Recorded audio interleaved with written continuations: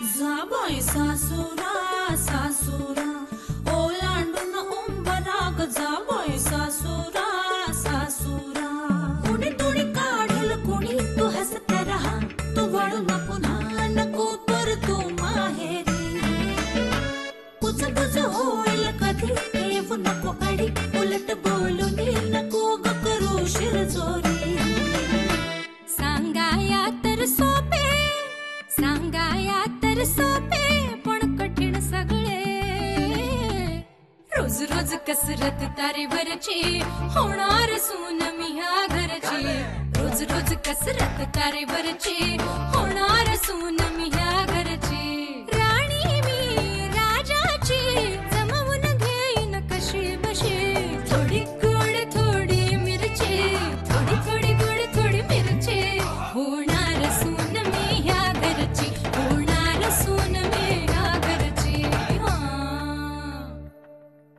लग्नानंतर मुलीने नोकरी नाही केली तरी चालेल तिने फक्त माझ्या बाबांची काळजी घेतली पाहिजे बस आई गेल्यानंतर बाबा एकदम एकटे पडले त्यात आता माझंही लग्न ठरलं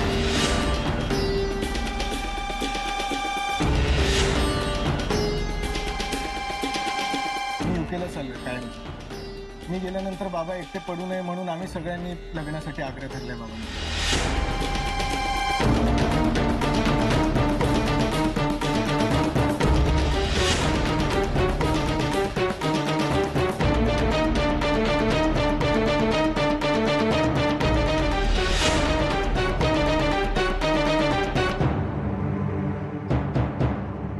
चांगली मुलगी हवी होती ती मिळाली बाकी सगळं आम्ही बघू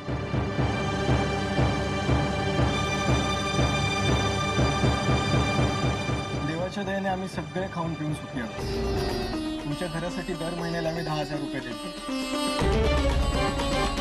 पिंटेला मी माझ्या कंपनीमध्ये नोकरी लावून देतो आणि बाबांच्या नी रिप्लेसमेंटचं ऑपरेशन मी माझ्या मित्राच्या हॉस्पिटलमध्येच करतो आणि त्याचा जो काही खर्च येईल तो मी स्वतः करतो फक्त मुलीने माझ्या बाबांची काळजी घेतली पाहिजे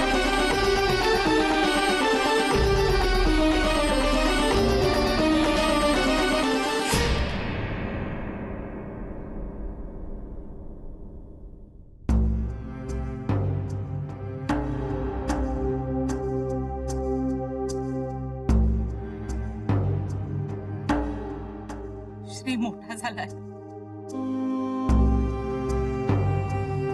त्याचं लग्न ठरलंय आता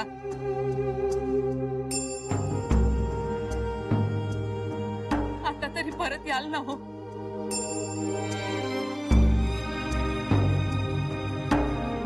मला कबूल आहे माझंच चुकलं होतं पण किती वर्ष शिक्षा देणार तुम्ही मला सीतेचा वनवास सुद्धा 12 वर्षानंतर संपला होता की आणि मी मात्र आयुष्यभर वनवास भोगायचा किती कठोर व्हाल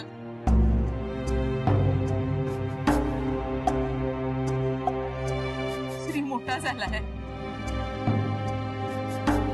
तुमच्यासारखा दिसतो धडाडीचा कर्तबगार जीव ओतून काम करणारा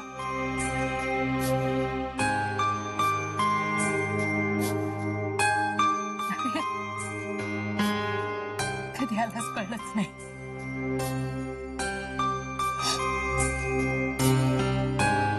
बाबांची आठवण नाही येणार कधी येणार ना काय सांगितलंस त्यांना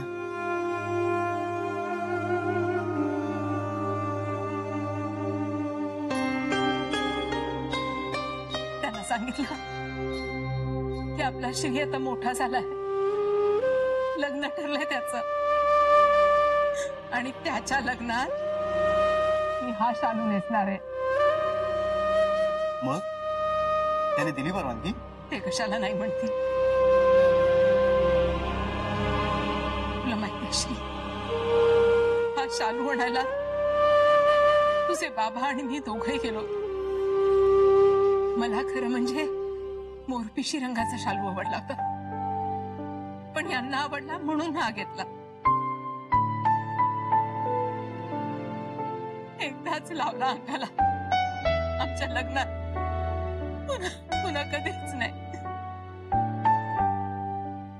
आमचं भांडण झालं ना तेव्हा म्हणाले सुद्धा, लग्नाचा शालू सुद्धा नवऱ्याच्या मतानं घेणारी तू, तुला अचानक स्वतःची स्वतंत्र मतं कुठून आली? मला नाही समजून घेतलं रे त्याने. आणि त्यांच्या निर्णयानं मी इतकी दुखावली गेले होते की मी त्यांना समजावून सांगू शकते हे लक्षातच नाही आलं माझ्या. थोडं नरमाईनं घेतलं असतं तर नसतं चाललं खरे.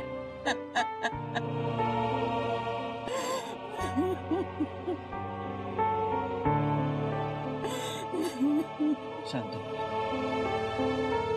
शांत हो.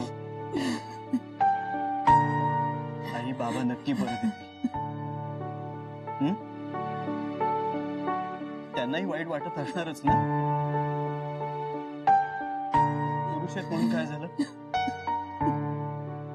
त्यांनाही मुलं आहे. आता परत आले ना की कुठे जाऊ देणार नाही मी त्यांना. कधीच नाही.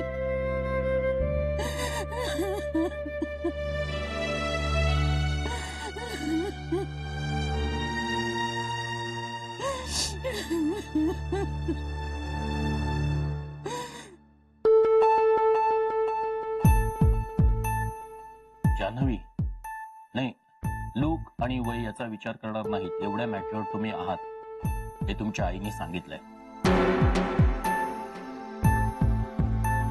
नाही, तुला तुझ्या फॅमिली बद्दल वाटणारी काळजी मी समजू शकतो.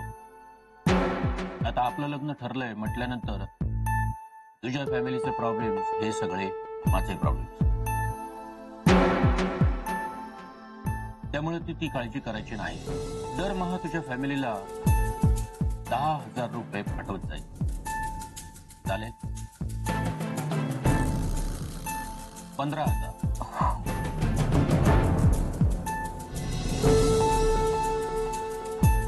चालेल. बाबांच्या नी रिप्लेसमेंटचं ऑपरेशन आपण लगेच करून घेऊ, म्हणजे लग्नापर्यंत ते चालायला फिरायला लागतील. त्याची काळजी करायची नाही. पिंट्याला जॉब लावण्याची जबाबदारी याची, आणि नाहीच झालं तर गव्हर्नमेंट सर्व्हिस मध्ये चिकटवण्याची जबाबदारी माझी.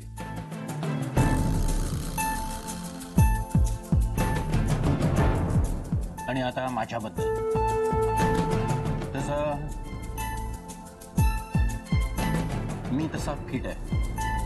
डायबिटीज किंवा बीपी असा कोणताही आजार मला नाही. त्यामुळे आपलं लग्न झाल्यानंतर कोणतीही काळजी करायची नाही. तुला आयुष्यभर सुखात ठेवण्याची जबाबदारी माझी.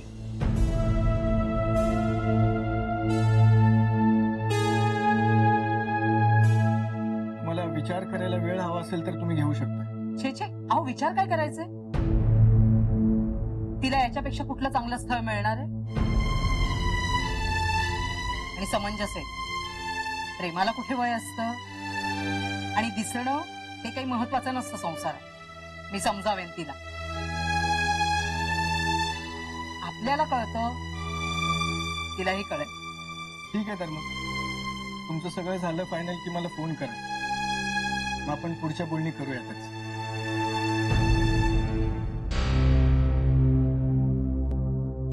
येतो आम्ही. हे काय, तुम्ही पोहे खाल्लेच नाही?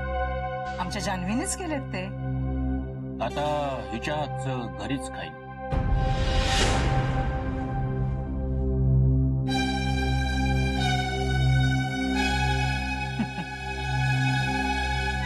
काय जान्हवी,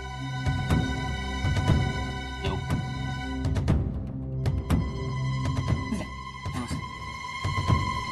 सावकाश सावकाश सावकाश सावकाश. आता लवकर बरं व्हायचंय तुम्हाला. मुलीच्या लग्नापर्यंत उभं राहायचंय. काळजी घ्या, बाकी मी आहेच. येतो.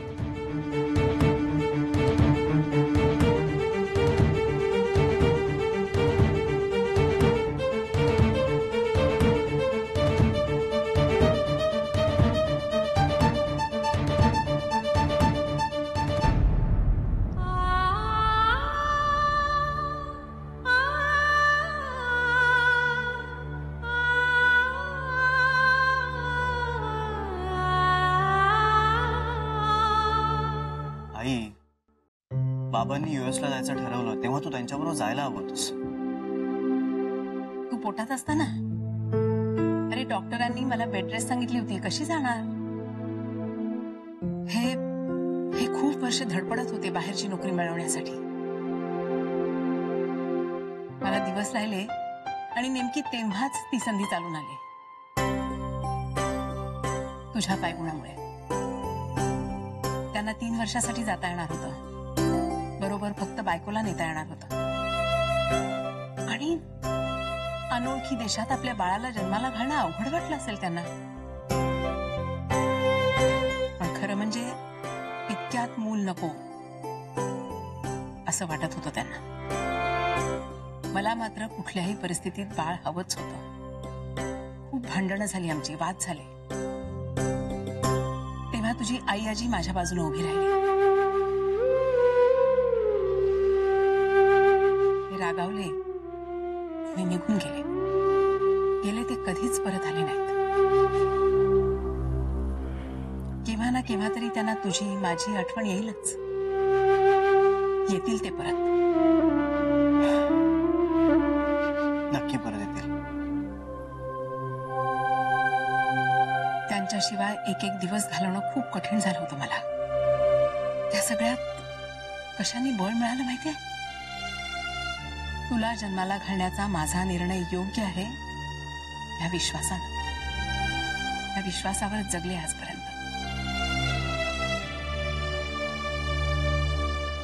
श्री, माझ्या आयुष्यात घडलेली सगळ्यात छान गोष्ट कुठली माहितीये? तू. आणि मला खात्री आहे तुझ्या बाबांनाही हे कधी ना कधी पटेलच.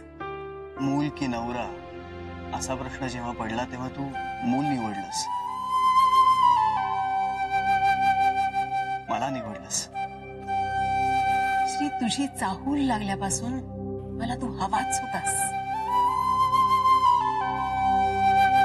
दिवस मला राहिले होते, पण घरात आम्ही 6 जणी आई होणार होतो. म्हणूनच म्हणते, तुझ्या बायकोला 1 नाही 6 सासवांना तोंड द्यायचंय.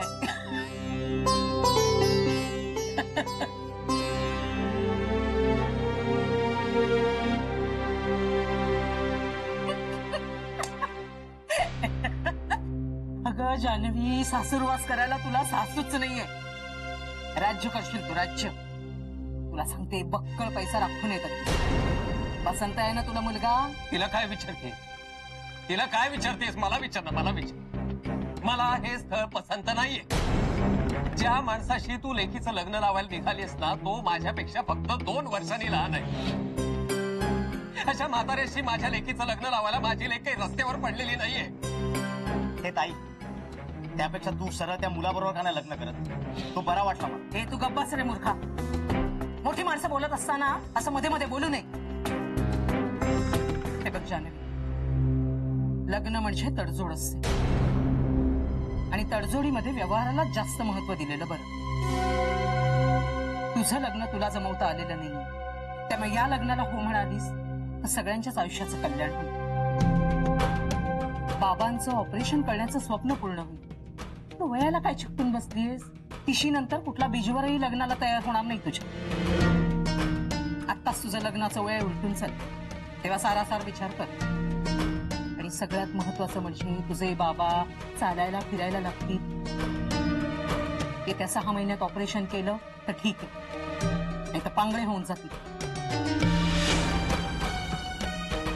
दोन्ही गुडघ्यांच्या वाट्याने कमी झालेत आता. अख्खं गुडघ्याच्या वाट्याने कमी झालेत. माझ्या मेंदू नाही कमी झालेला. ऑपरेशन करून काय नाचू मी?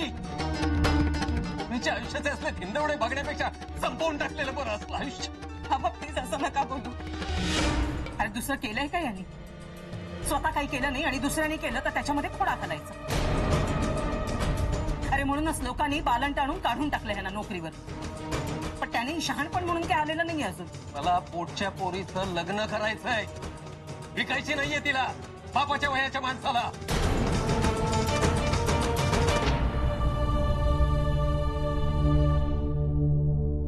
बघ बाई जानवी, तुझं काय ते तू ठरव.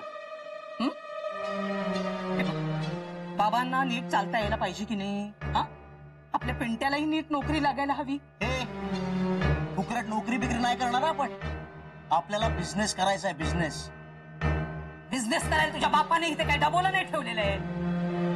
जान्हवी गेली ना तर 2 वेळा अन्न देखील मिळणार नाही. नको मिळू दे, नको मिळू दे. त्या 2 वेळच्या अन्नासाठी लाचार होऊन माझ्या पोरीच्या आयुष्याचा नरक नाही करायचंय मला. ती पोरीची आई गेली, वाटतं तिचा नीट सांभाळ बाबा म्हणून दुसरं लग्न केलं मी, पण चूक झाली माझ्या आयुष्यातली ती सगळ्यात मोठी. हो का? चुकलंस का माझ्याशी लग्न केलं ते? मग एक काम करा, विष आणून द्या मला आणि पिंट्याला, आम्ही जीवच देतो. हे मला कशाला घेतेस तू तुझ्या बरोबर? मी काय बीच नाही पिणार आहे. तुला कशाला बीज देऊ मी? तुला कशाला बीज देऊ? पैसे असते तर सगळ्यात आधी मीच प्यालो असतो ते आणून. माझं चुकलंय दुसऱ्यापणावर लग्न केलं ते. साधं 1.5 दमडीचं सुख नाही मिळालं कधी आयुष्यात. नरक झालाय माझ्या आयुष्याचा, नरक झालाय ना, नरक झालाय ना तुझ्या आयुष्यातला. मग माझ्या मुलीला पुन्हा तेच करायला कशाला सांगते? हो करते मी दुसरेपणाच्या लग्नाचा विचार. कारण पैसा आहे त्यांच्याकडे, तुमच्यासारखा कपालच नाहीये. मग काय बोलतेस काय तू? हे पास करा तुम्ही दोघं, प्लीज पास करा, प्लीज पास.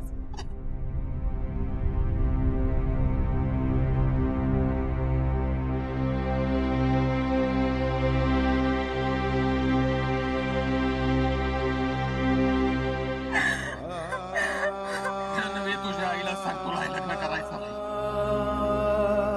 सांग तिला तुला असल्या माणसाचे लग्न करायचं नाही. सांग तिला.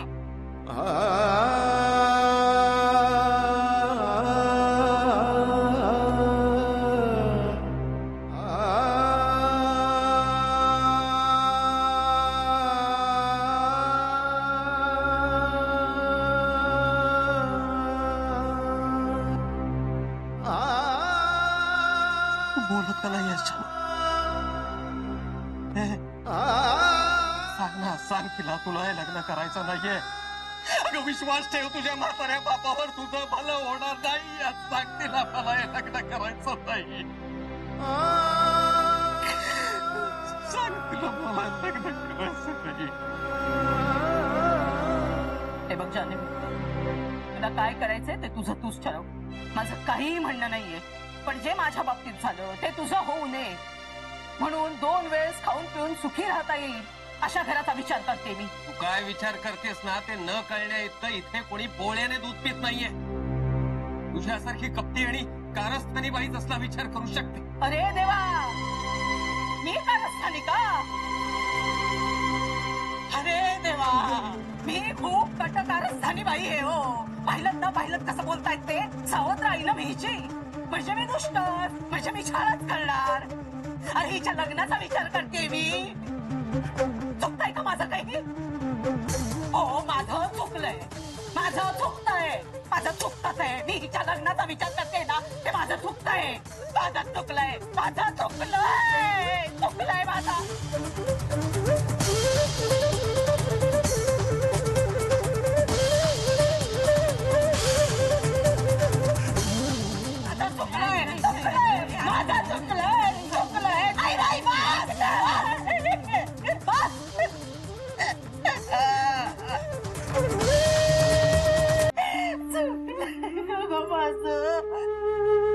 सॉरी, मी चुकीच्या वेळेस आलोय का?